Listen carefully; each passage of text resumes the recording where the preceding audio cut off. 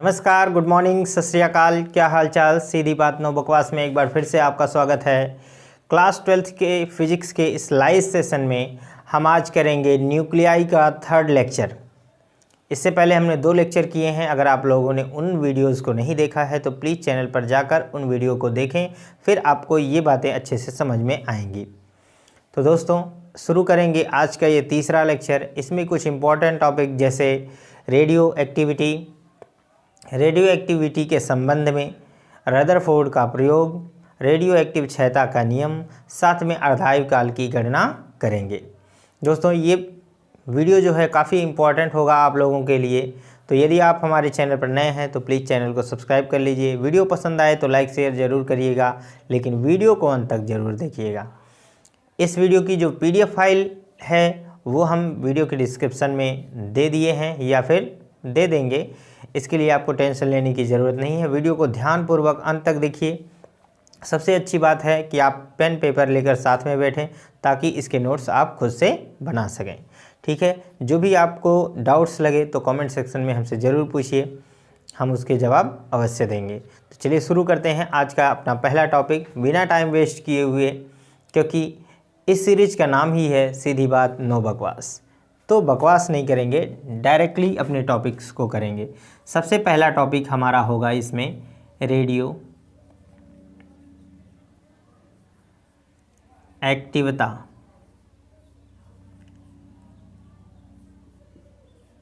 जिसको इंग्लिश में हम रेडियो एक्टिविटी भी कहते हैं। रेडियो एक्टिविटी की खोज सर्वप्रथम सर हेनरी बेकुरेल ने 1896 में संयोगवश ही कर दिया था। किसने किया था? सर हेनरी बेकुरेल ने सन 1896 में हेनरी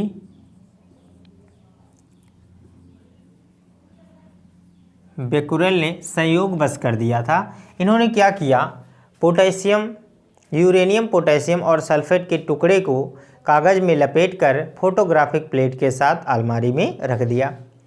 अब हुआ क्या, कुछ समय बाद जब इन्होंने उस फोटोग्राफिक प्लेट को निकाला और वहाँ से यूरेनियम, पोटेशियम और सल्फेट के टुकड़े को जब निकाला तो देखा कि फोटोग्राफिक प्लेट जो है वो काला पड़ गया था।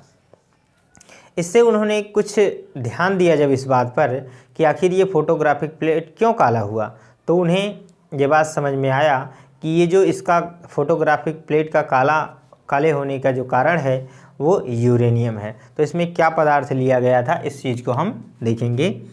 यूरेनियम,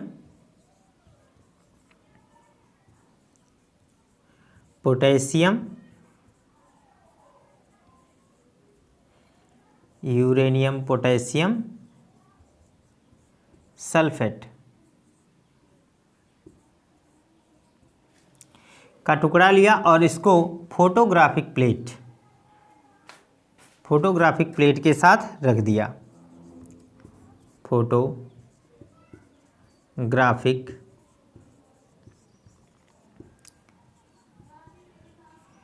प्लेट के साथ क्या किया? इसको रख दिया। तो फोटोग्राफिक प्लेट क्या हुआ? काला पड़ गया। इसका क्या कारण था? कि यूरेनियम था, क्योंकि पोटेशियम सल्फेट से कोई चीज़ काला नहीं हो सकता। इसलिए उन्होंने ये ऑब्जर्व किया कि यह जो कारण हो सकता है वो यूरेनियम ही हो सकता है। जिससे उन्होंने एक नियम दिया और उसमें बताया कि प्रकृति में कुछ ऐसे पदार्थ होते हैं जो स्वतः ही अपघटित होते रहते हैं, अर्थात उसमें से कुछ अदृश्य किरणें निकलती रहती हैं। इसी से ये फोटोग्राफिक प्लेट काली हुई है। तब इन्होंने बताया कि जिन पदार्थों से अदृश्य किरणें निकलती रहती हैं उन्हें हम रेडियो एक्टिव पदार्थ कहते हैं, तथा उससे निकलने वाली किरणों की इस प्रक्रिया को, स्वतः अपघटित होने की प्रक्रिया को क्या कहते हैं? रेडियो एक्टिवता। आप इसकी परिभाषा अगर लिखना चाहें तो ऐसे लिख सकते हैं कि किसी प्रकृति में कुछ पदार्थ ऐसे होते हैं जो स्वतः ही अपघटित होते रहते हैं, अर्थात उसमें से कुछ अदृश्य किरणें निकलती रहती हैं। इस घटना को ही हम क्या कहते हैं, रेडियो एक्टिवता कहते हैं। तथा इन पदार्थों को रेडियो एक्टिव पदार्थों को क्या कहते हैं, पदार्थों को, या ऐसे लिखें पदार्थ जो होता है वो रेडियो एक्टिव पदार्थ कहलाता है। और इनसे निकलने वाली किरणें जो होती हैं वो रेडियो एक्टिव किरणें, यहाँ पर ऐसे लिखें, रेडियो एक्टिव किरणें, या इनके नाम पर बेकुरल किरणें कहलाती हैं, बेकुरल किरणें कहलाती हैं। इसके बाद रेडियो एक्टिवता में और साइंटिस्टों ने बहुत सारा प्रयोग किया और उन्होंने कुछ और पदार्थों का पता लगाया, जैसे कि ये क्या है, यूरेनियम है। साथ में इसके अतिरिक्त प्रकृति में और भी पदार्थ होते हैं रेडियो एक्टिव जो स्वतः ही क्षय होते हैं। इसके संबंध में 2 साइंटिस्ट और हैं, जिसमें से एक का नाम है मैडम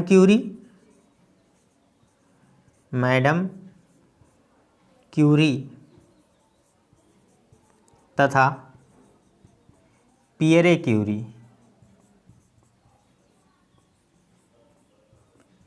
ये दोनों दंपति हैं, पति पत्नी हैं। इन्होंने एक नए पदार्थ की खोज की थी। ये क्या हैं, दंपति हैं, ये भी लिख लेंगे। इन्होंने एक नए पदार्थ की खोज की जिसका नाम है रेडियम। आप जानते होंगे रेडियम का नाम आप लोगों ने सुना होगा। रेडियम एक बहुत ही कॉस्टली पदार्थ होता है। यह भी क्या है, एक रेडियो एक्टिव पदार्थ है। तो ये था रेडियो एक्टिवता। दोस्तों इस बात को समझ गए होंगे रेडियो एक्टिव क्या है, बहुत ही आसान सा टॉपिक है। रेडियो एक्टिवता किसे कहते हैं, आप इसको वीडियो के लेक्चर को सुनकर लिख सकते हैं या आपको PDF फाइल में नोट्स मिल जाएगा, ठीक है। अब इसके बाद हम इसी में अगला टॉपिक अपना करते हैं रेडियो एक्टिवता के संबंध में, radio एक्टिवता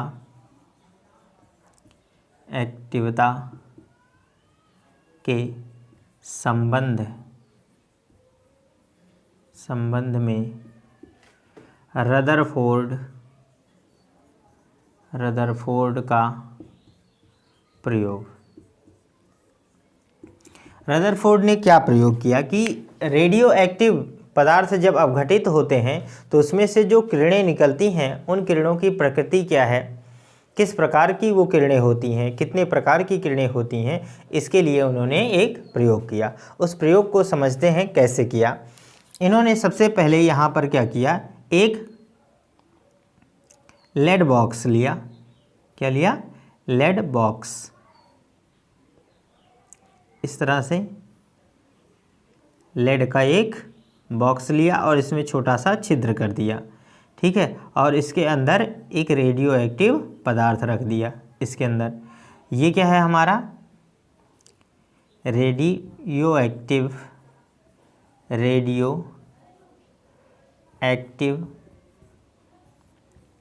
substance, radio active substance. और ये हमारा क्या है, लेड बॉक्स। और जब ये छिद्र किया तो इन छिद्र से निकलने वाली जो किरणें होंगी उनके दोनों तरफ 2 प्लेटें लगा दी। एक तरफ इन्होंने क्या किया, धन प्लेट लगा दिया, पॉजिटिव प्लेट, ठीक है। ये प्लेट कैसा था, धनात्मक था। और एक तरफ क्या किया, ऋणात्मक प्लेट लगा दिया इस तरह से। और इसके ऊपर फोटोग्राफिक प्लेट लगा दी इस तरह से। ये क्या था, फोटोग्राफिक प्लेट था। इसको लिख लेंगे, ये हमारा है फोटोग्राफिक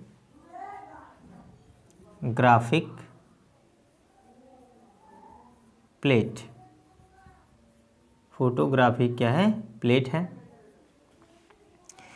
अब इन्होंने देखा कि कुछ किरणें ऐसी थी, यहाँ से जब किरणें निकली तो कुछ किरणें इस साइड गईं, ठीक है, और कुछ किरणें जो थी वो इस साइड में चली गई।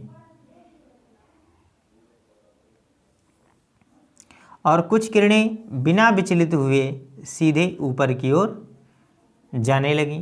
तो इससे उन्होंने निष्कर्ष निकाला और इन किरणों का कुछ नाम रखा। देखिए ये क्या होगा, जो किरणें प्लस प्लेट की ओर निकली मुड़ी हुई हैं, ठीक है, वो क्या है, ऋण किरणें हैं। जैसे आप जानते हैं धन तथा ऋण में क्या होता है, आकर्षण होता है।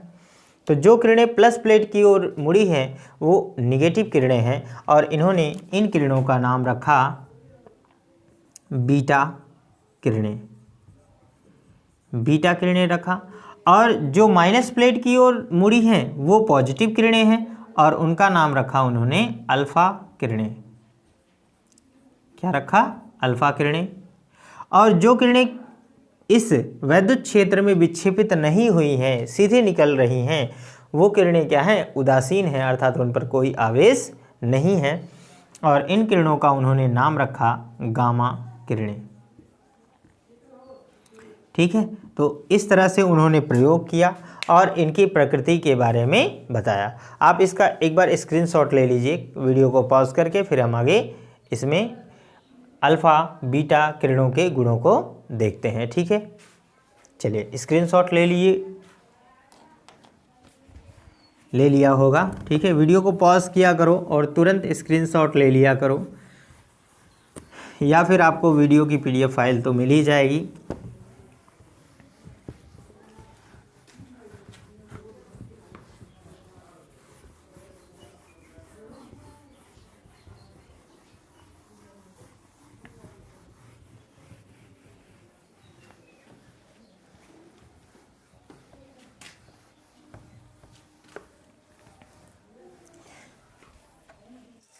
हमारा नेक्स्ट टॉपिक है अल्फा बीटा तथा गामा कण के गुण। तो बात करेंगे अल्फा बीटा गामा कणों के गुण के बारे में। अब इनके क्या क्या गुण होते हैं इनके बारे में समझेंगे। तो एक साइड में आपको लिखना है गुण, और यहाँ पर हम देखते हैं अल्फा का, फिर यहाँ पर बीटा और उसके बाद ये गामा। ठीक है, तो यहाँ पर पहला गुण होगा जो हमारा, वो है मान लेते हैं प्रकृति की, कि आखिर अल्फा बीटा गामा कणों की प्रकृति क्या है। प्रकृति की बारे में बात करें तो अल्फा कण जो होता है वो धनावेशित होता है, बीटा क्या होता है, ऋणावेशित, और ये क्या होता है, उदासीन होता है, क्योंकि यह वैद्युत क्षेत्र में विचलित नहीं होता है। और बीटा कण क्या था, प्लस वाले की ओर रिफ्लेक्ट हो गया था, और ये क्या था, माइनस की ओर। अब दूसरी बात करते हैं आवेश की, इस पर आवेश कितने होते हैं। तो आवेश जो है, अल्फा कण आप जानते हैं हीलियम परमाणु का नाभिक होता है और हीलियम में 2 प्रोटॉन होते हैं और एक प्रोटॉन का जो आवेश होता है वो 1.6 × 10⁻⁹ होता है। तो इसमें प्लस 3.2 × 10⁻−19 कूलाम होते हैं, और ये तो आप इलेक्ट्रॉन के बराबर होता है 1.6, ये माइनस होता है गुणे 10⁻−19, ये भी कूलाम, ये भी कूलाम, और ये क्या होता है, आवेश रहित होता है, आवेश रहित, तो उदासीन है। ठीक है, अब बात करेंगे इसकी ऊर्जा की। तीसरी बात हम करते हैं ऊर्जा की। अल्फा कण की जो ऊर्जा होती है वो कम होती है और बीटा कण की इससे अधिक होती है, और इसकी क्या होती है, सर्वाधिक होती है, सबसे अधिक होती है गामा कण की। बात करें चौथा टॉपिक, आयनीकरण क्षमता। आयनीकरण क्षमता, तो अल्फा कण की जो आयनीकरण क्षमता होती है वो बीटा से 100 गुना अधिक होती है, और जो बीटा का होता है वो गामा से 100 गुना अधिक होता है। और इस पर आवेश ही नहीं होते हैं तो ये शून्य होता है। ठीक है, ये क्या होता है? शून्य होता है। बात करें अगर भेदन क्षमता की, क्या करेंगे? भेदन क्षमता, भेदन क्षमता। तो अल्फा कण का क्या होता है? बहुत ही कम होता है, और इसका इससे थोड़ा ज़्यादा होता है, अधिक होता है, और इसका क्या होता है? सर्वाधिक होता है। क्या होता है भाई? सर्वाधिक होता है, यानी सबसे ज़्यादा होता है। ठीक है, अब फिर यहाँ पर समझेंगे छठा टॉपिक, फोटोग्राफिक प्लेट पर कैसा प्रभाव डालते हैं? फोटोग्राफिक प्लेट पर प्रभाव, फोटोग्राफिक प्लेट पर जो प्रभाव है वो ये कम डालता है, ये अधिक करता है। ठीक है, और ये क्या करता है? सर्वाधिक, सबसे ज़्यादा प्रभाव गामा डालता है।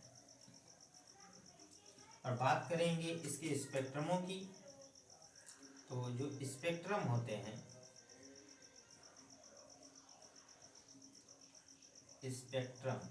स्पेक्ट्रम अल्फा कण के जो होते हैं वो रेखीय तथा विविक्त होते हैं। विविक्त का मतलब होता है खंडों में विभाजित होते हैं। ठीक है, और इसका क्या होता है? सतत होता है, लगातार होता है। बीटा कण का जो स्पेक्ट्रम होता है, और यह भी क्या होता है? रेखीय तथा विविक्त।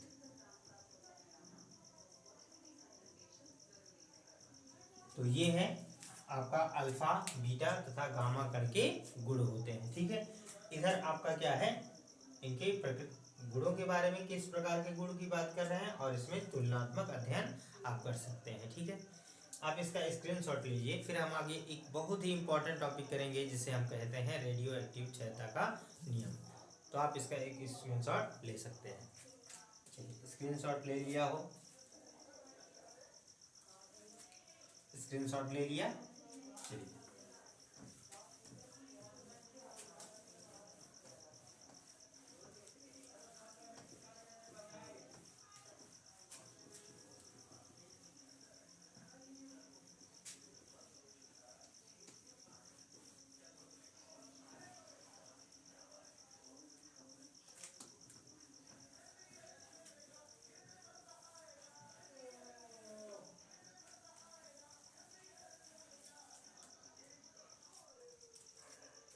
हमारा नेक्स्ट टॉपिक होगा इसमें रेडियो एक्टिव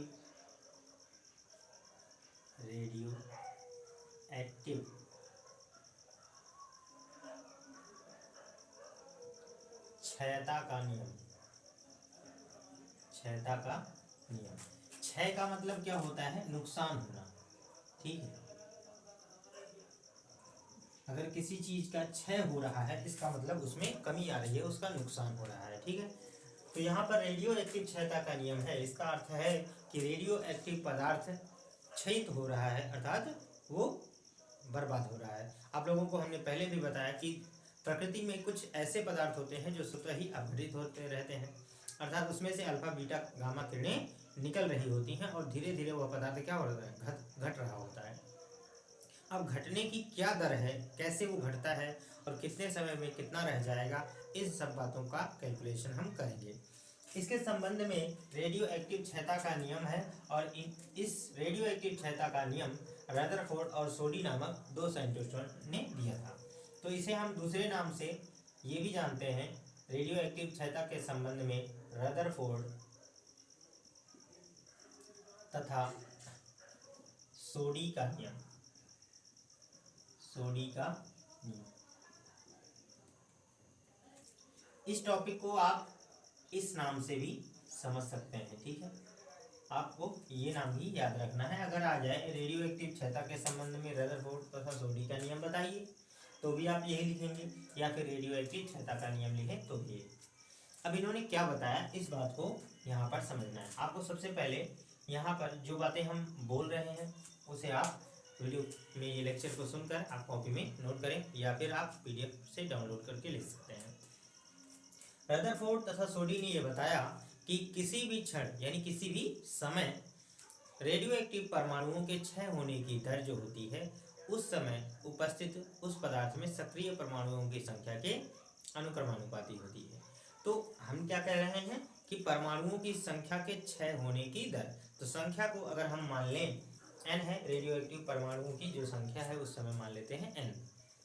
तो इस बात को लिखते हैं यहाँ पर, माना t बराबर 0 पर, है ना, 0 समय पर परमाणुओं की संख्या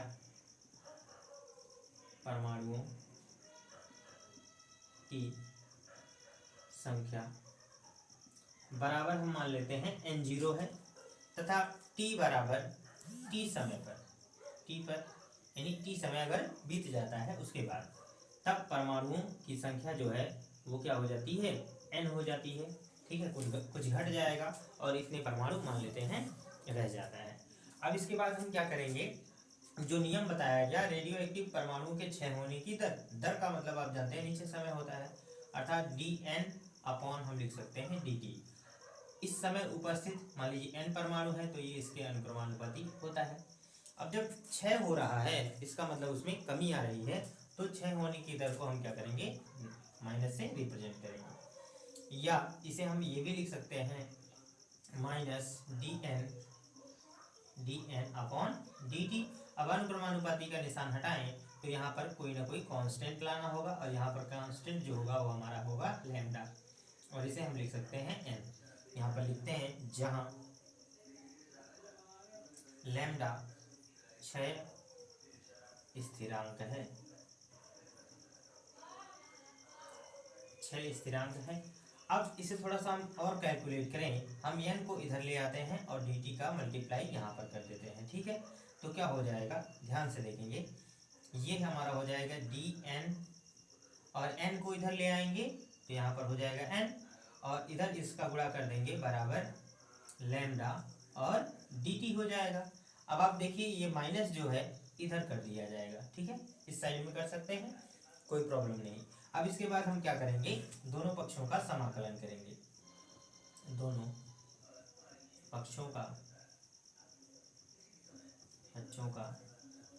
समाकलन करने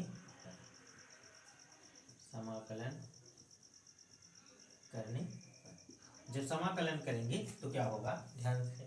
अब इसके बाद समाकलन का निशान आपको पता है, इस तरह से हम समाकलन का निशान लगाते हैं। अब आप देखिए जो ये dn है उसे मैं अगर यहाँ पर लिख दूँ गुणे में, तो मैं इसकी जगह पर क्या लिख सकता हूँ, 1/n लिख सकता हूँ। ठीक है, अब इस साइड में क्या होगा, बराबर। ठीक है, अब आप देखिए ये जो माइनस लैम्डा है वो क्या है, कांस्टेंट है, और आपको पता है कि कांस्टेंट वैल्यू की समाकलन नहीं होती है, तो ये यहाँ पर हो जाएगा, फिर लगाएंगे इंटीग्रेशन और यहाँ पर हो जाएगा dt, और यहाँ पर कुछ नहीं बचा तो मैं यहाँ पर 1 मान सकता हूँ। ठीक है, अब आपको फॉर्मूला पता होना चाहिए कि इंटीग्रेशन सूत्र है, हम यहाँ पर लिखते हैं सूत्र इंटीग्रेशन 1/x dx बराबर होता है log x के। ठीक है, ये आपका एक सूत्र है। तो जहाँ 1/n है, 1/x dx बराबर log x होता है, तो उसी प्रकार से 1/n dn बराबर हो जाएगा log n हो जाएगा, बराबर माइनस, देखिए ये हो जाएगा हमारा लैम्डा, और यहाँ 1 का जो अवकलन समाकलन होगा वो क्या होगा, जिसके रिस्पेक्ट में हम करते हैं, तो t है, तो यहाँ पर भी आ जाएगा t के बराबर, और प्लस एक कांस्टेंट लाते हैं c, इस तरह से। अब चूंकि हमें पता है यहाँ पर, चूंकि हम जानते हैं t बराबर 0 पर परमाणुओं की संख्या क्या है, 0 है, यानी n बराबर हम क्या ले लेंगे, n0, और हम ये मान लें कि c बराबर, c एक कांस्टेंट है तो कांस्टेंट वैल्यू हम यहाँ पर ले रहे हैं कि c बराबर क्या हो जाएगा, log n0। तो यह वैल्यू अगर इसमें रखें, इसे आप समीकरण कोई नाम दे दीजिए, समीकरण 1। तो यहाँ पर लिखते हैं समीकरण 1 से, तो समीकरण 1 में ये वैल्यू अगर रखेंगे तो क्या हो जाएगा, इधर होगा log n0 बराबर माइनस लैम्डा और ये हो जाएगा t और प्लस इसकी जगह पर रखेंगे तो ये हो जाएगा log n0 हो जाएगा। ठीक है, अब आप क्या करिए, इस वैल्यू को इस तरफ ट्रांसफर कर लीजिए। ट्रांसफर करेंगे तो क्या हो जाएगा, अब यहाँ पर देखिए इसको इधर भेजेंगे तो यहाँ है हमारा log n माइनस हो जाएगा log n0 बराबर माइनस लैम्डा और t हो जाएगा। और यहाँ पर एक हमारे पास सूत्र होता है लघुगणक का, उसका इस्तेमाल करेंगे तो ये होता है log m/n बराबर होता है log m minus log n होता है। ये आपका एक क्या है, सूत्र है। तो जहां log m minus log n है वहां log m/n लिख सकते हैं। ठीक है, तो अगर इस सूत्र का इस्तेमाल यहाँ करेंगे तो ये वैल्यू लिख सकते हैं हम इस तरह से। यहाँ हो जाएगा हमारा log, ये हो जाएगा n/n0 हो जाएगा और इधर बराबर हो जाएगा माइनस लैम्डा t हो जाएगा। ठीक है, अब हम कहते हैं कि यहाँ पर अगर हम एंटी लॉग ले लें, क्या करें, एंटी लॉग, यहाँ पर हम बेस ई मान सकते हैं। तो एंटी लॉग लेने पर एंटी लॉग लेंगे तो इधर से लॉग हट जाएगा और इधर ई लग जाएगा तो ये हो जाएगा हमारा n/n0 बराबर ई के पावर माइनस लैम्डा टी। ये फार्मूला आपको समझना है एंटी लॉग का। अब इसके बाद अगर हम n0 का इधर मल्टीप्लाई कर दें तो ये हो जाएगा n बराबर n0 e to the power minus lambda t, ये हो जाएगा हमारा। और यही हमारा रेडियो एक्टिव क्षयता का नियम है, अर्थात किसी t बराबर t समय पर परमाणुओं की जो संख्या n होगी वो प्रारंभिक परमाणुओं की संख्या n0 में हम e to the power minus lambda t का मल्टीप्लाई करेंगे।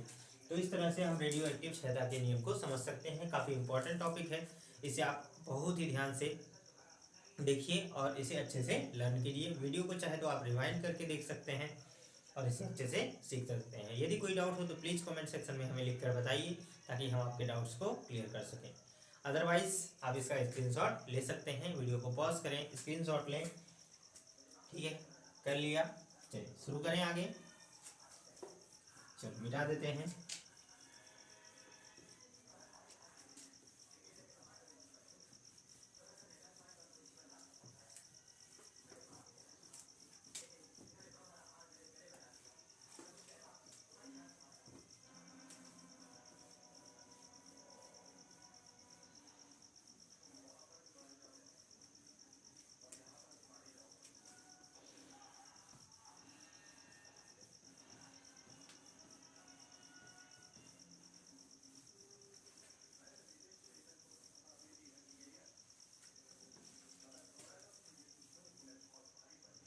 हमारा नेक्स्ट टॉपिक होगा अर्ध आयु।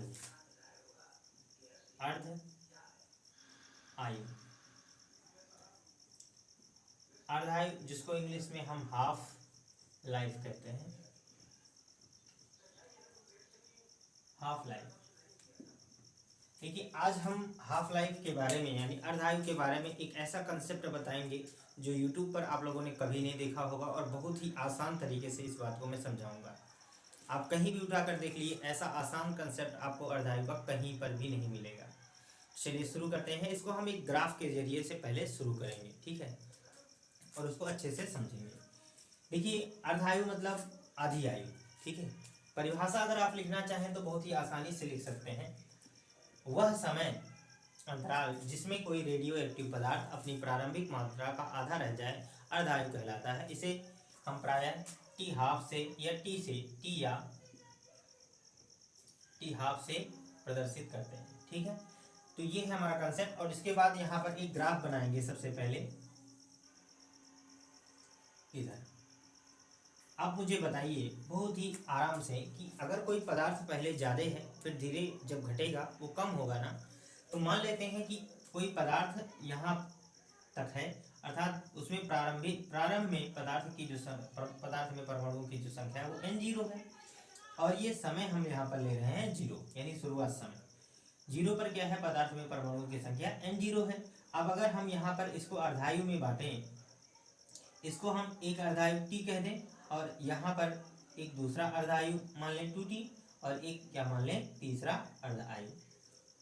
अब अगर हम आपसे पूछें कि एक अर्धायु में अगर एक अर्धायु यहाँ पर बीत गया तो हम ये कहेंगे कि ये जो पदार्थ है वो अपना आधा हो गया, यानी इतने समय में t में ये अपना जो पदार्थ है वो क्या हुआ, आधा हो गया। मान लो यहाँ तक आ गया, यहाँ पर नहीं, यहाँ से लेकर यहाँ तक की दूरी का क्या हुआ, ये आधे पे आ जाएगा। तो हम यहाँ पर लिखेंगे n0 अपॉन क्या हो जाएगा, 2 हो जाएगा इस पर। तो इन रेखा को हम ऐसे मिला सकते हैं।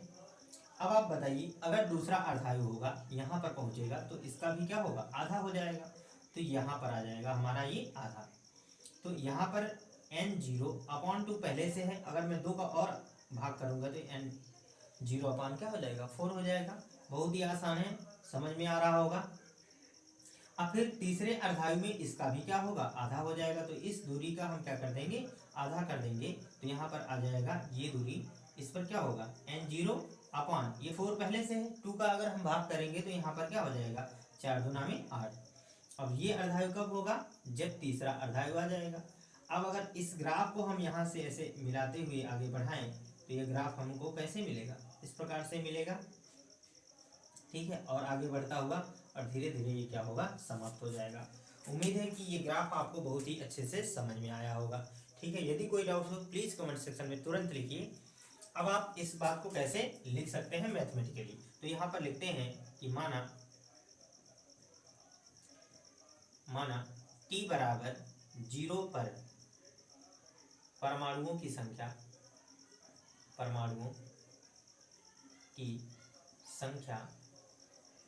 बराबर क्या है, n0 है। 0 पर कितना है, n0 है। अब हम पहला अर्धायु लेते हैं 1, यहाँ पर लेते हैं t बराबर 1 कैपिटल T, यानी एक अर्धायु पर परमाणुओं की संख्या,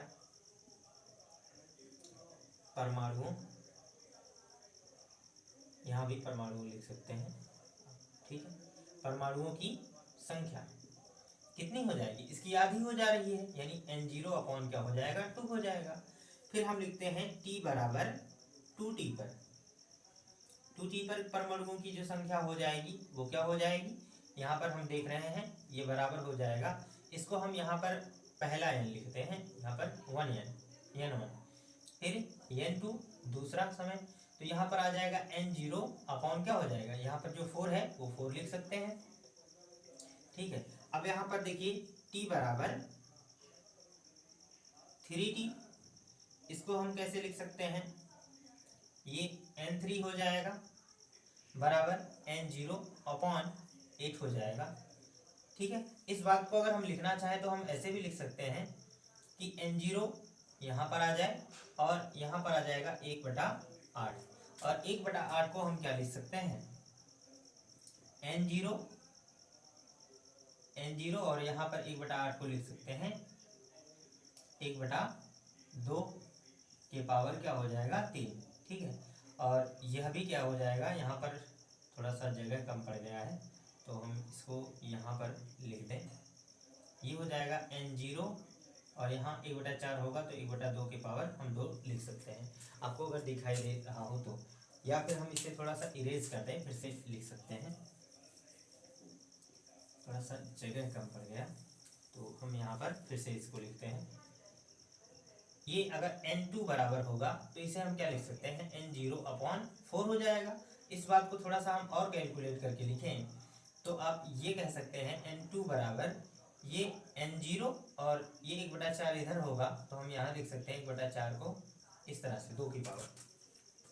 इसी तरह से t बराबर अगर 3t होगा तो मैं इसको ऐसे लिख सकता हूँ कि n3 बराबर n0 के पावर n0 बटे क्या होगा, 8 होगा, और इसको हम लिख सकते हैं n0 और 1/8 को लिख सकते हैं 1/2 के पावर 3। इस प्रकार आप देख रहे हैं जितने अर्धायु काल होंगे उतनी पावर इसमें 1/2 पे लग जा रही है। इसी प्रकार हम और अगर आगे बढ़ाते जाएं, इसी प्रकार यह क्रम अगर आगे हम बढ़ाते जाएंगे तो क्या हो जाएगा, t बराबर n पर यानी n समय पर या हम यहाँ लिख दें एन टी पर, यहाँ पर हम ये कह सकते हैं एन एन बराबर ये हो सकता है एन जीरो अपॉन 1/2, और इसके पावर क्या होगा, जितने अर्धायु है एन है तो यहाँ पर एन लगा सकते हैं, या फिर इसे हम एन एन को केवल एन लिख सकते हैं, और ये बराबर होगा एन जीरो और 1/2 की पावर एन। ठीक है, ये होता है हमारा अर्धायु का फॉर्मूला। दोस्तों, इससे आसान ट्रिक आप लोगों ने कभी भी इसके बारे में नहीं देखी होगी। अगर वीडियो पसंद आ रहा हो तो प्लीज़ लाइक करते जाएं और शेयर करते जाएं। अब हम इसी के बाद में समझेंगे अर्धायु और क्षय स्थिरांक में संबंध। इससे पहले आप लोगों ने क्षय स्थिरांक पढ़ा है और अर्धायु आप जान रहे हैं इतना होता है। इसमें विभिन्न प्रकार अर्धायु हैं, तो इसमें हम समझेंगे एक अर्धायु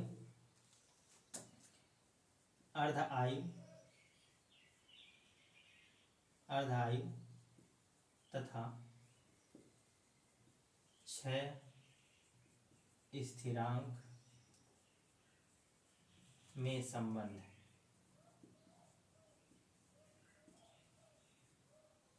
तो आपको पता है कि अर्धायु क्या होता है और क्षय स्थिरांक क्या होता है। क्षय स्थिरांक में आप लोगों ने फार्मूला पढ़ा है, यहां पर लिखिएगा वी नो दैट मतलब हम जानते हैं कि n बराबर होता है n जीरो और e⁻ lambda upon lambda t होता है। फिर आप अर्धायु का फॉर्मूला जानते हैं, क्योंकि एक अर्धायु के लिए n बराबर होता है n0/2। अब n0 का यह मान इसमें रखने पर, यहाँ पर लिखिएगा समीकरण 1 से आप ये वैल्यू इसमें रख दीजिए, तो यहाँ हो जाएगा n0/2 बराबर, यहाँ हो जाएगा n0 e⁻ लैम्डा और t। n0 से n0 कैंसिल हो जाएगा। आप यहाँ पर लिखिएगा 1/2 बराबर, यहाँ पर है e⁻ लैम्डा t है। अगर हम इसको पलट दें, इस माइनस वाली घात को प्लस बनाना चाहें, तो यहाँ पर लिख सकते हैं 1/e⁻ लैम्डा t। अगर हम इसका क्रॉस मल्टीप्लाई कर दें तो क्या हो जाएगा, इसका गुणा आप यहाँ कर दीजिए, इसका गुणा यहाँ पर, तो ये हो जाएगा e⁻ लैम्डा t और बराबर ये हो जाएगा हमारा, यहाँ पर ये 2 1 2 हो जाएगा। यदि हम क्या करें, दोनों पक्षों में लॉग ले लें, लॉग लेने पर यहाँ पर हम लिख सकते हैं लॉग लेने पर। अगर हम इस घात को लघुगणक के फॉर्मेट में रखना चाहेंगे तो क्या होगा, यहाँ पर देखिए ये हो जाएगा, 2 इधर चला आएगा, ये हो जाएगा log e⁻2 बराबर यहाँ पर आ जाएगा लैम्डा t। ठीक है, अब अगर हम लैम्डा की वैल्यू निकालना चाहें, t को इधर ट्रांसफर करेंगे तो ये हो जाएगा लैम्डा बराबर log log2 base e upon क्या हो जाएगा t। फिर लैम्डा बराबर यहाँ पर हमारा आ जाएगा, ये देखिए आप जानेंगे यहाँ पर log2 बेस e की जो वैल्यू होती है वो हमारे पास है 0.6931/t हो जाएगा। ये होता है हमारा क्षय स्थिरांक तथा अर्धायु में संबंध। यहाँ पर आपको ये बात याद रखना है, चूंकि log2 बेस e बराबर होता है 0.6931, ये वैल्यू होती है, आप यहाँ पर रख सकते हैं। आप इसका स्क्रीनशॉट लीजिए, वीडियो को पॉज करके फिर हम आगे कंटिन्यू करते हैं।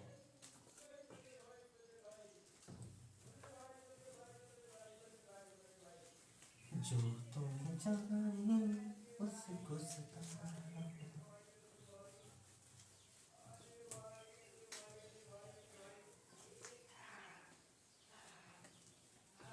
मेहनत से पढ़ाई करिए और अच्छे से पढ़ाई करिए, तभी सफलता मिलेगी। और वैसे अपने अकॉर्डिंग तैयारी करनी चाहिए, हमेशा आप लोगों को अपने ही अकॉर्डिंग से तैयारी करनी चाहिए, ताकि आप अपनी स्ट्रेटेजी को समझ सकें और एग्ज़ाम में अच्छा स्कोर कर सकें। तो चलिए शुरू करते हैं अपना अगला टॉपिक, और इसमें हमारा अगला टॉपिक होगा नाभिकीय विखंडन। क्या होगा, ये विखंडन कहते हैं। तो देखेंगे नाभिकीय विखंडन क्या है। नाभिकीय विखंडन इसको इंग्लिश में हम कहते हैं न्यूक्लियर फिजन, नाभिकीय विखंडन। तो नाभिक के, किसी भारी नाभिक के दो समान हल्के नाभिकों में टूटने की जो प्रक्रिया है वह नाभिकीय विखंडन कहलाती है। ठीक है, नाभिक टूटता कैसे है? जैसे यूरेनियम, आप जानते हैं यूरेनियम 92-235, यूरेनियम का परमाणु क्रमांक कितना होता है? 92, और इसका परमाणु भार कितना होता है? 235। अब जब इसमें एक न्यूट्रॉन कण टकराता है तो यह एक भारी नाभिक में पहले बदल जाता है। जैसे आप यहाँ पर देख रहे हैं परमाणु क्रमांक कुछ नहीं है, तो परमाणु क्रमांक में कोई परिवर्तन नहीं होता है, अर्थात यूरेनियम ये तो 92 ही रह जाएगा, पर इसका परमाणु भार एक क्या होगा? बढ़ जाएगा, यानी 236 हो जाएगा। और यह यूरेनियम दो भागों में टूट जाता है, एक होता है बेरियम और दूसरा होता है हमारा क्रिप्टन। ठीक है, बेरियम का परमाणु क्रमांक होता है 56 और क्रिप्टन का होता है 36। ठीक है, और ये जो परमाणु भार है वह दो भागों में इसके परमाणु भारों में बदल जाता है, और बेरियम का जो परमाणु भार होता है वो होता है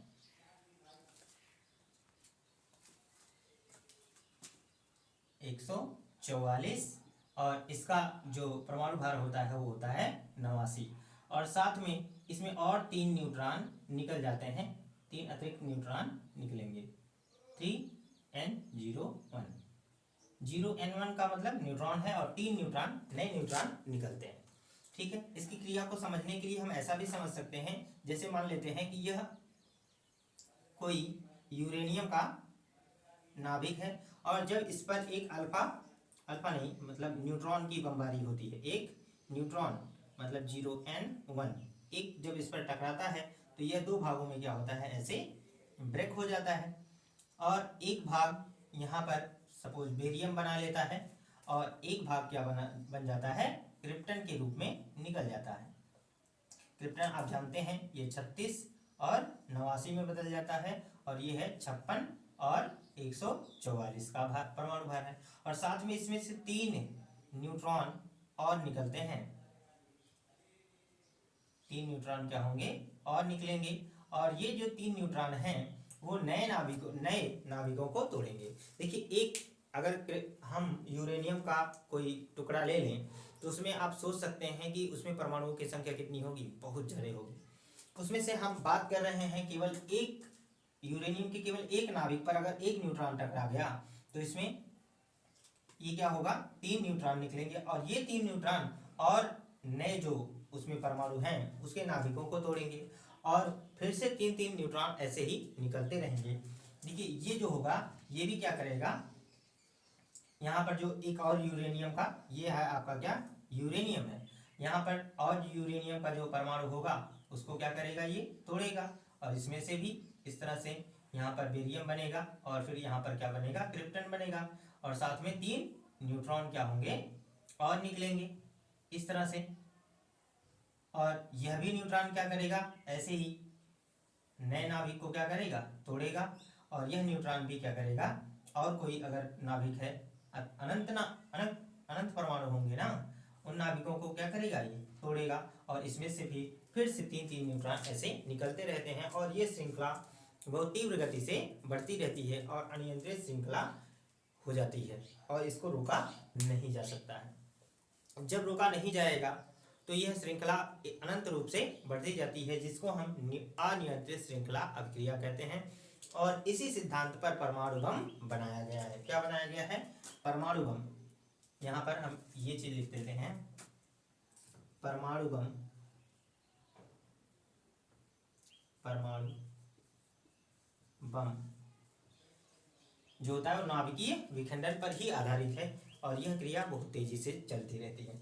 देखिए, ये बिल्कुल वैसे ही है, बस आपको कुछ नहीं करना, एक यूरेनियम के भारी टुकड़े पर सिर्फ एक न्यूट्रॉन की बमबारी करवा देनी है, सिर्फ एक न्यूट्रॉन। अगर एक न्यूट्रॉन भी उस यूरेनियम के टुकड़े पर टकराया तो ये क्या होगा? पहले बेरियम और क्रिप्टन में टूटेगा, फिर क्या होगा? 3 इसमें न्यूट्रॉन निकलेंगे, वो 3 न्यूट्रॉन अगले नाभिकों को तोड़ेंगे, फिर वहां से 3 न्यूट्रॉन निकलेंगे, फिर और इसी तरह से ये श्रृंखला बहुत तेजी से बढ़ती रहती है। और जब ये श्रृंखला बढ़ती जाती है तो उसे हम क्या कहते हैं? नियंत्रित श्रृंखला, अनियंत्रित श्रृंखला अभिक्रिया। तो एक होता है हमारा, यहां से दो बनेगा, एक होगा अनियंत्रित श्रृंखला अभिक्रिया, अनियंत्रित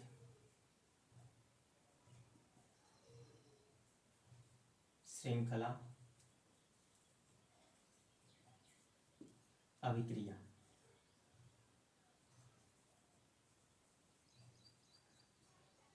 जब यूरेनियम का टुकड़ा टूट जाए और यह क्रिया बढ़ती जाए तो उसे हम क्या कहते हैं, अनियंत्रित श्रृंखला अभिक्रिया। अब आखिर ये अगर प्रक्रिया हो जाए तो उसे हम नियंत्रित कैसे करेंगे? नियंत्रित करने के लिए नाभिकीय रिएक्टर बनाए जाते हैं, तो वहां पर नियंत्रण उसका किया जाता है। तो हम यहां पर लिखेंगे नियंत्रित श्रृंखला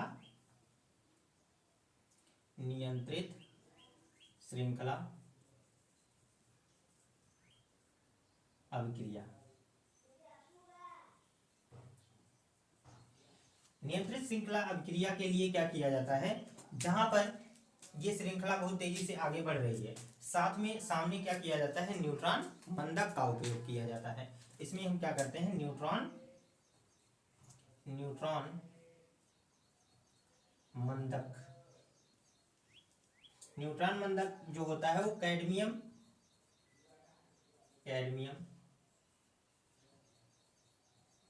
या भारी जल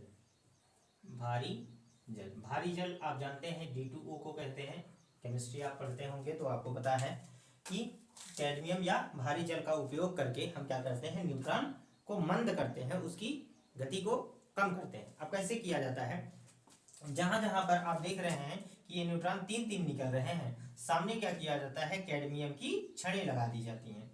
क्या किया जाता है, कैडमियम की छड़ें लगा दी जाती हैं, और यह कैडमियम की छड़ इन न्यूट्रॉनों को क्या करता है, अवशोषित कर लेता है, और कुछ ही न्यूट्रॉन उत्पन्न हो पाते हैं, जिससे श्रृंखला अनियंत्रित श्रृंखला अभिक्रिया जो है वो नियंत्रित हो जाती है। इसके लिए बनाया जाता है, इसके लिए जो उपयोग किया जाता है वो नाभिकीय रिएक्टर का उपयोग किया जाता है। नाभिकीय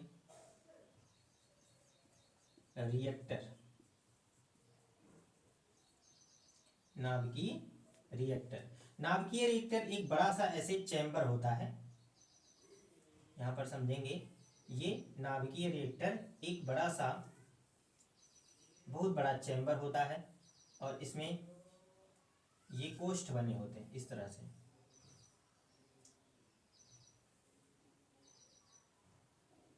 ये यहाँ पर इस तरह से, और ये ब्लॉक होते हैं, और इन ब्लॉकों में इस तरह से ऐसे कैडमियम की छड़ें लगाई जाती हैं। जगह जगह पर कैडमियम की क्या होती हैं, छड़ें होती हैं। इस तरह से सामने भी होता है, ऐसे दूर दूर जगह जगह पर क्या होता है, कैडमियम की इस प्रकार छड़ें लगाई जाती हैं।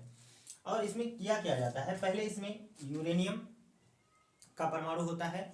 अगर इसमें न्यूट्रॉन का उपयोग किया जाएगा, यानी एक न्यूट्रॉन किसी भारी नाभिक से यूरेनियम के परमाणु से टकरा जाएगा, तो इस चैम्बर के अंदर जो यूरेनियम के परमाणु हैं वो तेजी से क्या होते हैं, टूटने लगते हैं, और साथ में न्यूट्रॉन उत्पन्न होने लगते हैं और ऊर्जा का उत्सर्जन करते हैं। बहुत भारी संख्या में क्या होता है, ऊर्जा का उत्सर्जन होता है। अब वह ऊर्जा अगर बढ़ने लगे, और ये दीवारें याद रखेंगे कि मोटी दीवारें होती हैं, ये क्या होती हैं, बहुत मोटी दीवारें, मोटी दीवारों का बना होता है, मोटी दीवारों का बना होता है। अब ये दीवार थोड़ा हमने गलत लिख दिया है, दीवार में बड़ी दीवारों का बना होता है, अग्नि संयुक्तों से बना होता है, जो मतलब अधिक से अधिक ताप को सह सके। लेकिन अगर यह अनियंत्रित श्रृंखला अभिक्रिया बढ़ती ही जाए, इतनी अपार ऊर्जा उत्पन्न होती है कि यह भी टूट सकता है। लेकिन इसी की सुरक्षा के लिए कैडमियम की छड़ें लगाई जाती हैं। ये हम क्या कह रहे हैं, कैडमियम की छड़ें, कैडमियम की छड़, कैडमियम की छड़ें लगा दी जाती हैं। जब यह अनियंत्रित हो जाता है तो इन कैडमियम की छड़ों को अंदर की ओर ढकेल दिया जाता है, अर्थात इस चैम्बर में क्या किया जाता है, सब प्रवेश करवा दिया जाता है, और यह कैडमियम की छड़ें जो होती हैं वो न्यूट्रॉनों को अवशोषित करने लगती हैं, जिससे ये जो अनियंत्रित श्रृंखला अभिक्रिया है वो नियंत्रित हो जाती है और ऊर्जा की सीमित मात्रा ही निकल पाती है। आजकल विभिन्न देशों में इस नाभिकीय रिएक्टर का उपयोग करके ऊर्जा का उत्पादन किया जा रहा है। जैसे रूस जैसे देशों में नाभिकीय रिएक्टर के द्वारा ही बिजली का उत्पादन किया जा रहा है। भविष्य में आपको पता है कि कोयले की कमी होती जा रही है। ये कोयले की जो कमी है वो बिजली के उत्पादन में समस्या करेगी। इसके लिए साइंटिस्टों ने कुछ तरीके निकाले हैं। नाभिकीय रिएक्टर के द्वारा ऊर्जा का उत्पादन करके बिजली का उत्पादन किया जाता है। यह अभी अपने देशों में बहुत कम है, और लेकिन विदेशों में जैसे रूस जैसे बड़े देशों में इसका अभी बिजली के उत्पादन में इसका प्रयोग किया जा रहा है। दोस्तों, इस तरह से हम अपने नाभिकीय विखंडन की अभिक्रिया को समझ सकते हैं। आप इसका स्क्रीनशॉट लीजिए, फिर हम आगे कंटिन्यू करेंगे। इसके बाद नाभिकीय संलयन। याद रखना है नाभिकीय विखंडन की प्रक्रिया क्या है। किसी भारी नाभिक से जब कोई एक न्यूट्रॉन कण टकराता है तो वह दो प्रकार के लगभग समान नाभिकों में टूट जाता है और 3 नए न्यूट्रॉन और निकलते हैं। इस प्रक्रिया को ही हम क्या कहते हैं, नाभिकीय विखंडन। और नाभिकीय विखंडन की अभिक्रिया से ही परमाणु बम का निर्माण किया गया है, जिससे विभिन्न देश अपनी सुरक्षा कर रहे हैं। ठीक है, ये है एटॉमिक पावर। जिसके पास परमाणु बम की संख्या ज़्यादा है तो समझ लो एटॉमिक पावर ज़्यादा है। इस दुनिया में सबसे ज़्यादा परमाणु हथियार किसके पास है, रूस के पास है। किसके पास है, रूस के पास, सॉरी रूस। और इसके बाद आता है अमेरिका। सबसे अधिक किसके पास है, रूस के पास है। उसके बाद क्या है, अमेरिका के पास है। आप इसका स्क्रीनशॉट लीजिए, फिर हम आगे नाभिकीय संलयन की प्रक्रिया को समझते हैं। नाभिकीय संलयन क्या है।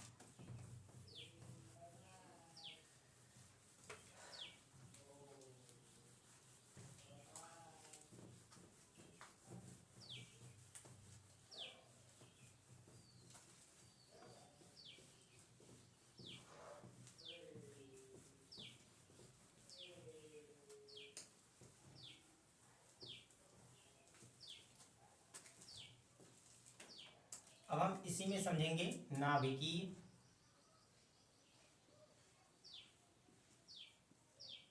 संलयन। देखिए, विखंडन का मतलब होता है टूटना और संलयन का मतलब होता है जुड़ना। देखिए, जब एक भारी नाभिक टूटेगा तो छोटे छोटे नाभिकों में अलग हो जाएगा, तो वो विखंडित हो रहा है, टूट रहा है। लेकिन नाभिकीय संलयन नाभिकीय विखंडन के ठीक विपरीत प्रक्रिया है। जब दो छोटे छोटे नाभिक जुड़ते हैं तो एक बड़ा नाभिक बनेगा। यानी जब दो छोटे छोटे परमाणु के नाभिक आपस में मिलते हैं तो जो नया परमाणु बनता है, उस नए परमाणु का जो द्रव्यमान होता है इन दोनों परमाणुओं के द्रव्यमान से कुछ कम होता है। अब आप जानते हैं यदि द्रव्यमान कम हो गया तो द्रव्यमान गया कहाँ पर, वह जो द्रव्यमान है वही ऊर्जा में परिवर्तित हो जाता है और इसमें से ऊर्जा निकलने लगती है। तो नाभिकीय संलयन की क्रिया भी एक प्रकार से ऊर्जा उत्पादन का एक रूप है। ठीक है, तो हम क्या कह रहे हैं, जब दो छोटे छोटे नाभिक आपस में जुड़ते हैं तो एक नए नाभिक का निर्माण होता है और इस नए नाभिक का जो द्रव्यमान होता है इन दोनों परमाणुओं के द्रव्यमानों से कुछ कम होता है। ठीक है, और नाभिक के द्रव्यमान में यह कमी द्रव्यमान क्षति कहलाती है, आपको पता है। और जो ये द्रव्यमान क्षति है वो आइंस्टीन के द्रव्यमान ऊर्जा समीकरण E = mc² के अनुसार क्या होता है, ऊर्जा के रूप में कन्वर्ट हो जाता है।